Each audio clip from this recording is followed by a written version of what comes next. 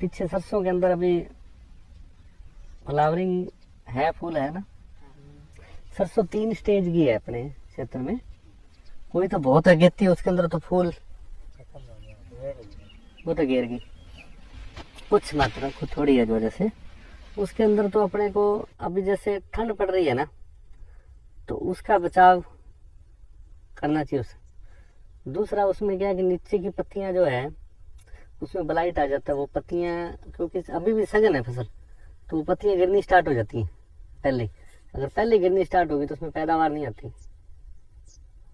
और दूसरा उसमें जो सेल है उस पर कई बार कोहरा जम जाता है, नहीं तो पाला तो अभी है ही। जैसे टेम्परेचर 3 डिग्री से लगभग अपने 18-19 डिग्री 16 डिग्री तक चल रहा है ना, तो इस टेम्परेचर पे फसल को न्यूट्रिएंट्स अपटेक नहीं होते नीचे से।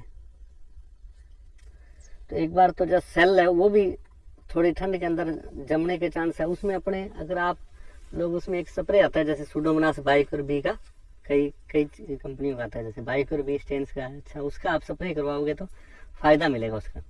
एक तो आप उसका स्प्रे करवा दो।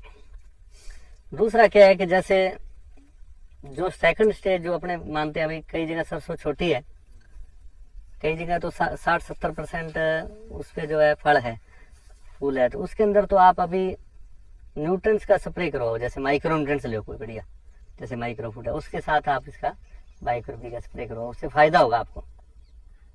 ठीक है। तीसरा, कई जगह छोटी फसल भी है सरसों की, उसमें अपने को आगे चल के रस्ट आने के चांस बन जाते हैं। रस्ट या फिर आपके स्टेम रोट के चांस बन जाते हैं, तनागल। तो उसमें आप पहले भी बात हुई थी, ये तो जमीन में आप ट्राइकोडर्मा डालते हो तो वो भी ठीक है, डाला हुआ है तो, नहीं तो आप स्प्रे में भी करवाओ। हाँ, उसका स्प्रे करवा दो। उसके साथ सुडोमोनास, ये बाइकर भी है, बाइकर एफ, दोनों मिला के करवा दो थोड़ा सा गुड़ के पानी के साथ। उसके रिजल्ट बहुत अच्छे होंगे। सरसों में जो पानी फूल गिर चुके उसमें तो अब जरूरत नहीं है पानी लगाने की भी आपको। ठीक है। दूसरी के अंदर आप पानी, जहाँ पे आधे फूल लगभग है वहाँ एक पानी लगा सकते हैं, बाकी में आपको पानी लगाने की जरूरत नहीं है, और पानी हल्का ही लगाओ। तो सरसों में कोई और ज़्यादा जरूरत नहीं है। आगे अभी कोई एफिड या जैसिड की कोई शिकायत नहीं है। अगर आएगा एफिड तो वो भी कुछ जगह पे आएगा, सारे खेत में नहीं आएगा। एक बार शुरुआत होगी कूंट से, तो उसको अपने कूंट पे देख के कर सकते हैं। दूसरा, जो न्यूट्रिएंट्स वाली बात कर रहे थे, और वो सब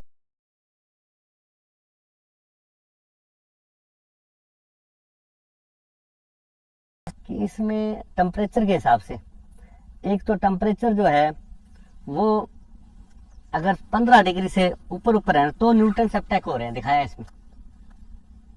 और उसके बाद में क्या है कि स्लो हो रहे हैं।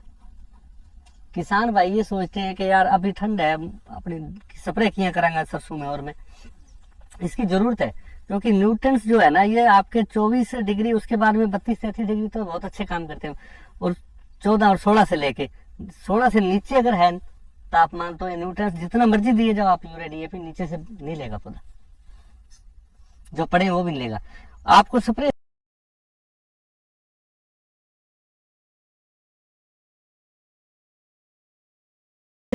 ज्यादा है तो उसमें भी आप उसका सब करवा सकते हैं। जैसे ये पीएच का दिखाया हुआ है, ये पीएच का है।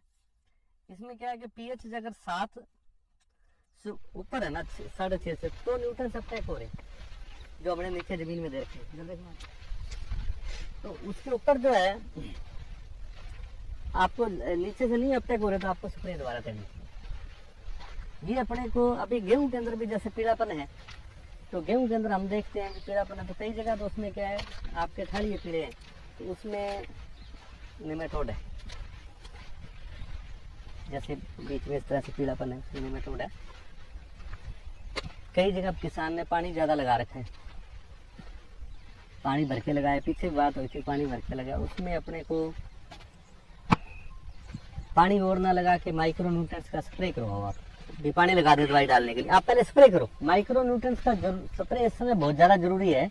जैसे अपने इसकी बात करें, माइक्रो फूड की बात करें, समझिए मेरी बात को, ये आपके लिए बहुत ज़रूरी है इस समय। स्प्रे थोड़ा सा गुड़ का स्टिकर या दूसरा स्टिकर मिला के अगर आप स्प्रे करते हैं, तो आपको कम से कम सरसों के अंदर भी ये अगर आप माइक्रो फूड माइक्रो भी, तो इसमें कम से कम 60-70 किलो का फर्क आ सकता है। दूसरा, गेहूं के अंदर भी अगर 2 स्प्रे हो जाए 1.5-2 क्विंटल का फर्क आता है। और कई बार किसान ज़्यादातर क्या है वो फंगस की तरफ जो डर बैठा हुआ है उसको भागता है।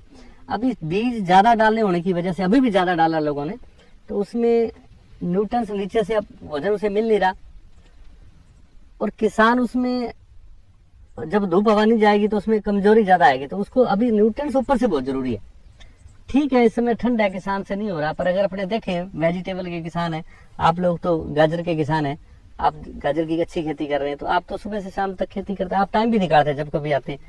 तो दूसरे किसानों से भी यही निवेदन है कि वो वेजिटेबल वाले किसानों की तरह ही मेरे ख्याल से वो अच्छा करेंगे, कोशिश करेंगे कि अपने खेत के अंदर फसल को बचाने के लिए स्प्रे करने की कोशिश करेंगे, जिससे उनको बहुत बड़ा फायदा होने वाला है। गेहूं के अंदर अगर 2 स्प्रे हो जाए तो एक तो रस्ट से बच जाएंगे, येलो रस्ट नहीं आएगा, दूसरा वो यूरिया से बच जाएंगे, जो यूरिया ज्यादा डाले जाने, क्योंकि फसल जब चलती नहीं तो वो यूरिया ज्यादा डालता है किसान। यूरिया इस समय नीचे से अब तक नहीं हो रही, यूरिया का स्प्रे हो सकता है, यूरिया माइक्रोफूड का स्प्रे आप करवा दें सबसे ज्यादा, क्योंकि जैसे फसल को 16 पोषक तत्व चाहिए, उसमें CH है, जैसे कार्बन, नाइट्रोजन, ऑक्सीजन है, और फिर उसमें NPK है, बाकी न्यूट्रंस और है, जिंक, मैग्नीज, कॉपर, मोलिब्डेनम, ये सारे तत्व अच्छी कंपनी का ले सकते हैं वैसे तो, बाकी माइक्रोफूड बहुत अच्छा है, वो भी कर सकते हैं आप। इसका स्प्रे अगर आप करवाते हैं गुड़ के पानी के साथ तो बहुत ही अच्छे परिणाम आपको इससे मिलेंगे। कम से कम 1-1.5 क्विंटल 2 क्विंटल तक गेहूं बढ़ेगा। अभी तो किसान बैठा है सोच रहा है ठीक है मेरी फसल, आगे जैसी गर्मी बढ़ेगी वो सामना नहीं कर पाएगी, और पिछले साल भी अपनी गेहूं को नुकसान पहुंचा था, थोड़ा सा तापमान बढ़ते कई किसानों की 6 क्विंटल भी बिके की नहीं हुई थी। तो इस बार भी आपसे निवेदन है कि आप 2 स्प्रे उसकी जरूर निकलवाओ। हाँ कर सकते हैं, बाकी आपके पास ये यूरिया, ये कोई दिक्कत नहीं है इसमें, ये यूरिया का स्प्रे करवाओ आप। हाँ इसी का घोल के साथ माइक्रो न्यूट्रिएंट्स करवाओ आप, 6 एलिमेंट आते हैं, 9 एलिमेंट है, जैसे माइक्रो 9 एलिमेंट, उसका स्प्रे करवाओ आप। हाँ सब है उसके अंदर। वो इस समय न्यूट्रंस अपटेक नहीं हो पा रहे, कई बार कई किसान सोचते बोले एक दो तत्वों वाली कोई जिंक कर दें जी, कोई मैग्नीज कर दें, वो कुछ हरापन बढ़ सकता है उससे, क्योंकि दूसरे न्यूट्रंस भी अपटेक नहीं हो रहे। इसलिए जिस प्रकार का मौसम है आपको सारे जो मतलब तत्व है ना ऊपर स्प्रे द्वारा देने चाहिए। स्टेट गवर्नमेंट का और पंजाब का अलग अलग है, हरियाणा का, तो वो उस हिसाब से आप स्प्रे द्वारा देंगे तो उसमें फायदा मिलेगा आपको, ऐसा कर सकते हैं आप। तो बाकी जो है कई जगह निमेटोड से वो दबाव में है पौधा, तो स्प्रे करने से उसमें भी जो है ना पौधा आपका दबाव से बाहर आ सकता है। कोई जरूरी नहीं है उसके लिए अपने को अभी तुरंत दवाई डालनी है, जैसे पौधा एक बार चल पड़ा तो वो आगे चांस होते हैं।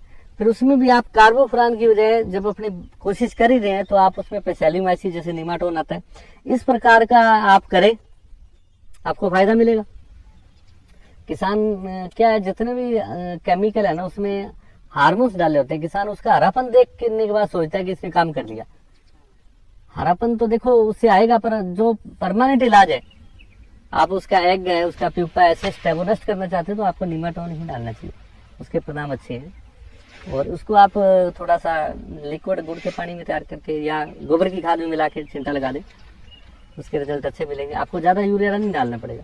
अभी पीछे किसानों ने यूरिया जब 20 से 30 किलो पे गए थे, जोर आया था, 30 से 50 किलो में भी धीरे धीरे आया वो, 50 से 60 किलो में टाइम लगा है। अभी 60 से 100-200 किलो पे टाइम नहीं लग रहा, किसान ऐसे ही ज़्यादा डाले जा रहे हैं, और उसका कोई मतलब नहीं है। ज़्यादा एक्सेस यूरिया डालने का मतलब दूसरे न्यूट्रिएंट्स गौन हो जाएंगे, फसल कमजोर पड़ जाएगी और आगे चल के आपको ज़्यादा नुकसान होने वाला है। जो फसल अभी किसान सोचता है कि मेरी फसल जो है दूसरे के मुकाबले पीली नहीं दिखे, काली दिखे, वो आगे चल के जैसे ही मौसम गर्म होगा तो वो किसान सोचेगा क्या होगा मेरी फसल को, एकदम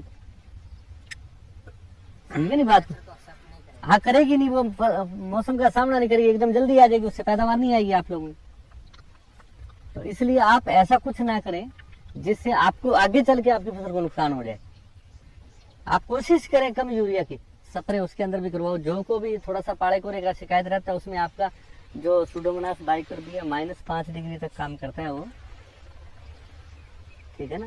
और इसके अलावा फसल के लिए बहुत ही अच्छी मतलब वेजिटेटिव ग्रोथ है, चाहे उसके लिए न्यूट्रिएंट्स का काम भी करता है, जो आपका ये बाइकार्ब सुडोमोनास है उसमें कर सकते हैं।